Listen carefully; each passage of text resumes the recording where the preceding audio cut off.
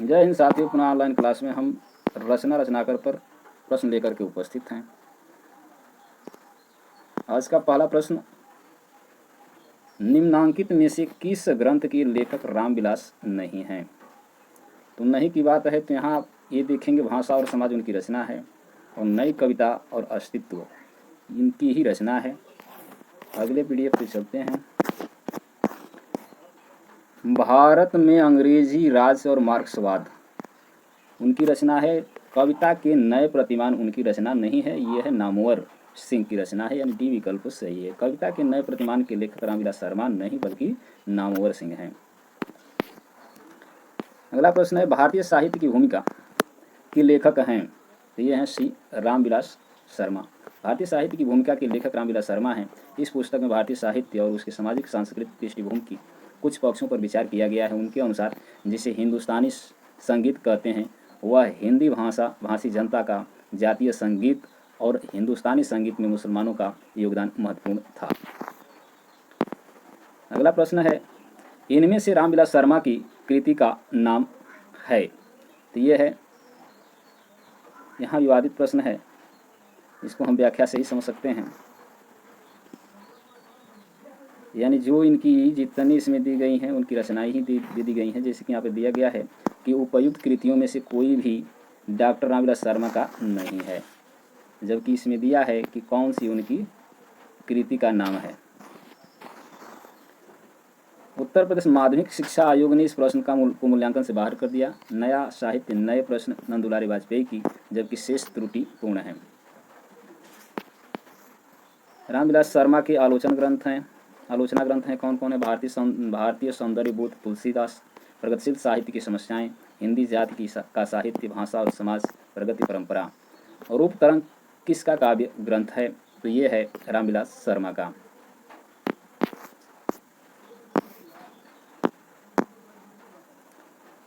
रामविलास शर्मा ने अपनी पाठ्यपुस्तक रूप तरंग और प्रगतिशील कविता की वैचारिक पृष्ठभूमि में लिखा है कि 1956 में मेरा कविता संग्रह रूप तरंग प्रकाशित हुआ।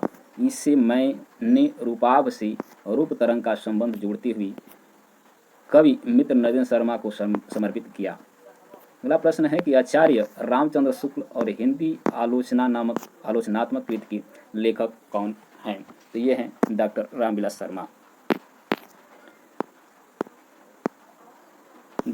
शर्मा। आचार्य रामचंद्र शुक्ल और हिंदी आलोचना रामविलास शर्मा की आलोचनात्मक कृति है। इसमें शुक्ल जी की लोक हृदय में लीन होने की कसौटी पर जोर देने के साथ ही उन्होंने उनकी अंतर्विरोधों को भी उजागर किया है, किंतु जहाँ कहीं भी वर्गवाद आवश्यकता से अधिक उभर गया है वहाँ उनकी समीक्षा शैली विकृत हो गई है। अगला प्रश्न है, निम्नलिखित पुस्तकों में से लक्ष्मीकांत वर्मा की लिखी पुस्तक कौन सी है? तो ये है डी नई कविता के प्रतिमान। अगला प्रश्न, निम्नलिखित में से एक रचना पत्र साहित्य के अंतर्गत नहीं है, वह है ये मेरा संधि पत्र। पांडे बेचन शर्मा उग्र द्वारा संपादित फाइल और प्रोफाइल 1970, जीवन प्रकाश जोशी द्वारा संपादित बच्चन पत्रों में 1970 तथा हरिवंश राय बच्चन द्वारा संपादित पंत के 200 पत्र बच्चन के नाम 1971 पत्र साहित्य है, जबकि मेरा संधि पत्र सूर्यवाला द्वारा लिखित उपन्यास है।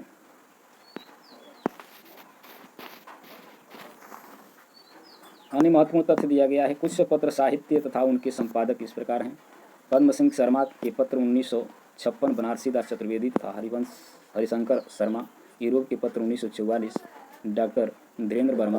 बंदी चेतना 1962, कमलापति त्रिपाठी। बापू के पत्र काका कालेकर।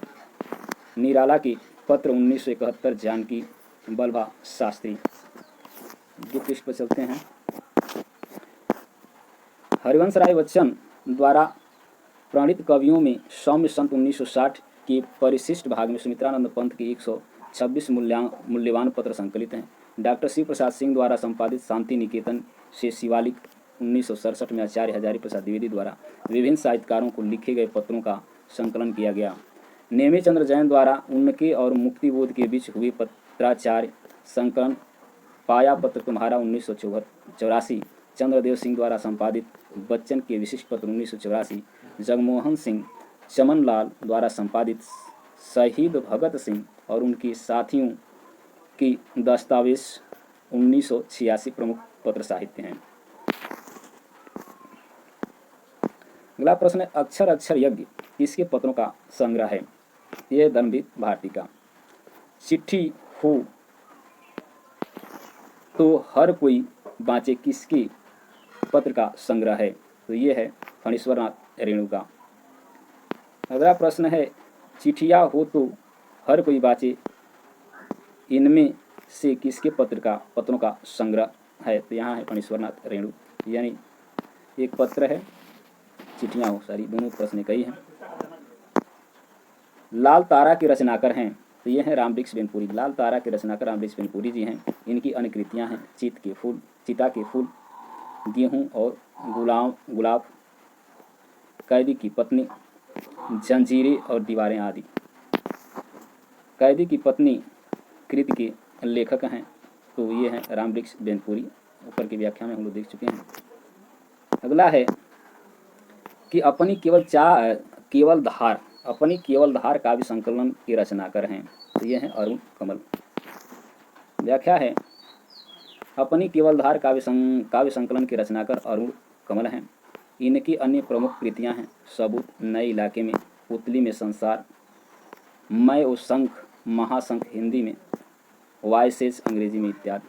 अगला प्रश्न, निम्नलिखित काव्य संकलनों में से किसके कवि अरुण लाल हैं? तो ये है अपनी केवल धार। डी विकल्प सही है, ऊपर की व्याख्या में देख चुके हैं। नए इलाके में किसकी काव्य कृति है? तो ये भी है अरुण लाल की, ऊपर व्याख्या में हम देख चुके हैं। मुक्तिबोध की आत्मकथा के लेखक कौन हैं? तो मुक्तिबोध की आत्मकथा के लेखक हैं Vishnu Chandra Sharma. On the Sublime रचना किसकी है? तो ये है लोनजाइनस की। ऑन द सबलाइम की रचना लोनजाइनस ने की है। इस रचना में उदात्त शैली का सांगोपांग विवेचन प्रस्तुत किया गया है। अगला प्रश्न है, समय के आरोही क्रम में कौन सी रचना पहले आई है? तो ये है अंधेर नगरी।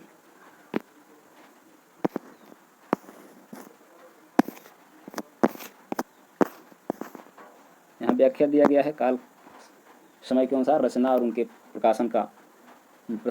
प्रकाशन वर्ष निम्नानुसार है। अंधेर नगरी 1881 भारतेंद्र हरिश्चंद्र का है। त्यागपत्र है 1937 जैनेन्द्र कुमार। आत्मनयन पद 1960 अज्ञेय का है। तुम चंदन हम पानी 1976 विद्यानिवास मिश्र का है। अगला प्रश्न है, निम्नलिखित साहित्यकारों में सबसे कम आयु किसकी रही है? तो ये है डी भारतेंद्र हरिश्चंद्र की। व्याख्या दिया गया है, उपयुक्त साहित्यकारों में सबसे कम आयु जीवन काल भारतेंद्र हरिश्चंद्र की रही। जन्म से मृत्यु के आधार पर विवरण इस प्रकार है। भारतेंद्र हरिश्चंद्र 50 से 85 35 वर्ष।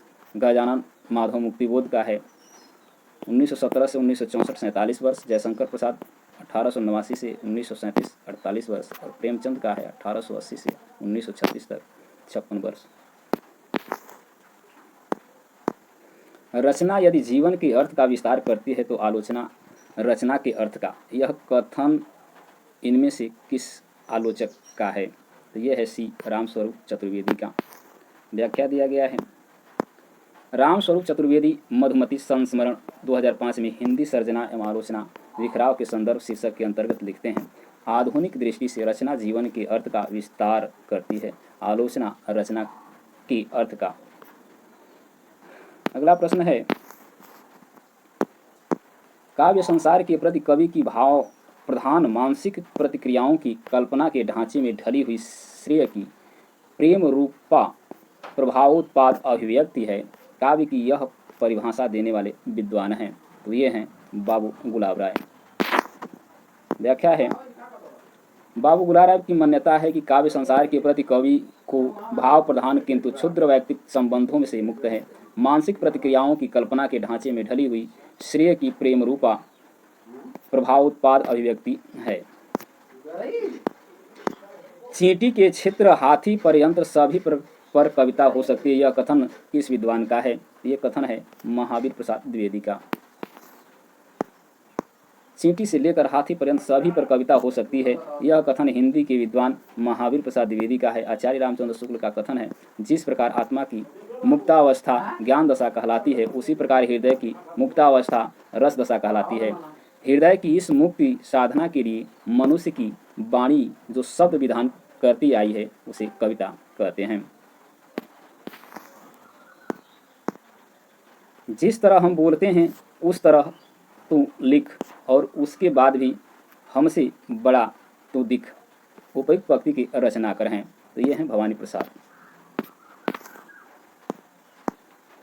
जिस प्रकार हम बोलते हैं उस तरह तुम लिख, और उसके बाद भी हमसे बड़ा तू दिख, पंक्ति की रचना कर भवानी प्रसाद मिश्र हैं। यह पंक्ति 1930 में प्रकाशित कवि शीर्षक कविता की है। अगला प्रश्न है, जो हो मैंने आप कई बेर परिश्रम किया कि खड़ी बोली में कुछ कविता बनाऊं, पर वह मेरी चित्तानुसार नहीं है। यह कथन किसका है? ये कथन है भारतेंद्र हरिश्चंद्र का।